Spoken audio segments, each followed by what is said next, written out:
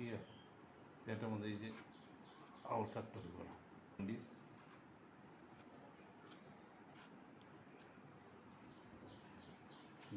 রাধে রাধে বন্ধুরা, রান্ধনী তনুজা চ্যানেলে স্বাগতম। আজকে ঝিঙ্গা আলু টমেটো দিয়ে পাতলা করে ঝোল বানাবো।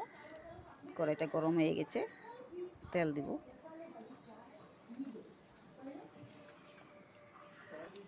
তেল গরম হয়ে গেছে, পাঁচফোড়ন দিব আর 2টা তেজপাতা দিব। আলুটা আগে ভেজে নিব।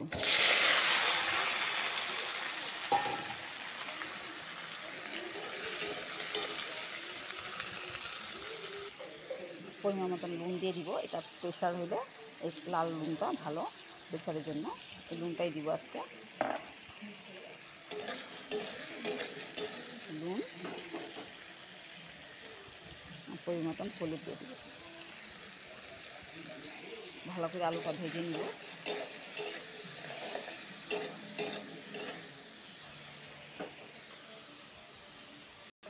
আলুটা ভাজা হয়ে গেছে, পেঁয়াজ কুচিটা ঢেলে দিব।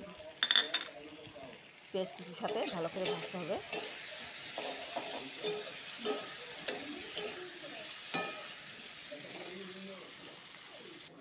আলুটা ভাজা হয়ে গেছে, ঝিঙ্গাটা ঢেলে দিব। ঝিঙ্গাটা ভালোভাবে লাড়াচাড়া করবো আলুর সাথে।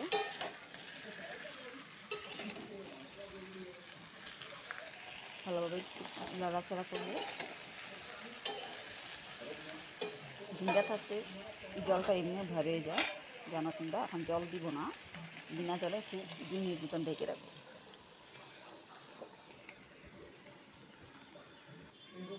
এখন ঢাকনাটা উঠায় দেখব, ঝিঙ্গা থেকে জল বেরিয়ে গেছে।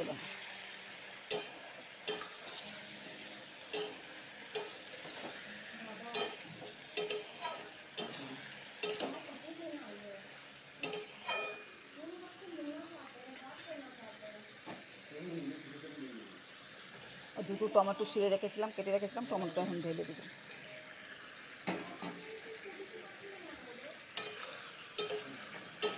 এখন ভালো করে আবার ভাজবো।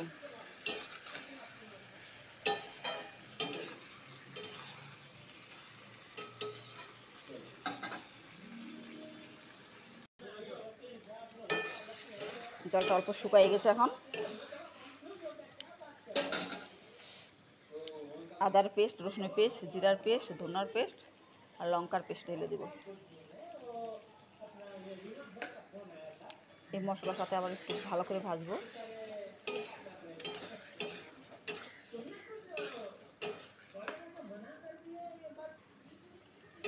মশলাটা ভাজা হয়ে গেছে।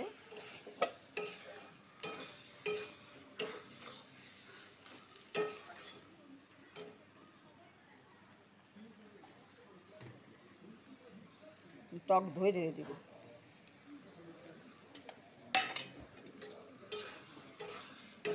টক দইটার সাথে নাড়াচাড়া করব।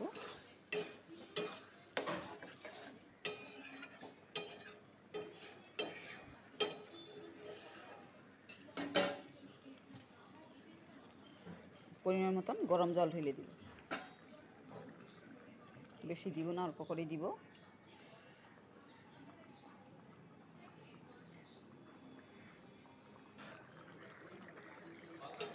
হয়ে গেছে ঝোল।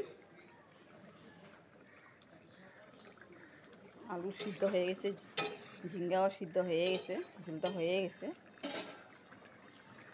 পাতলা ঝোলে নামাবো। আর একটু এলাচির গুঁড়ো দিলে দিব।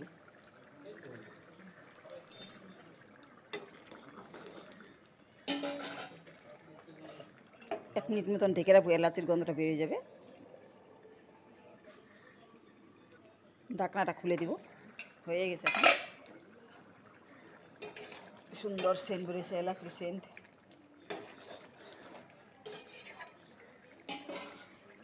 নামাবো এখন।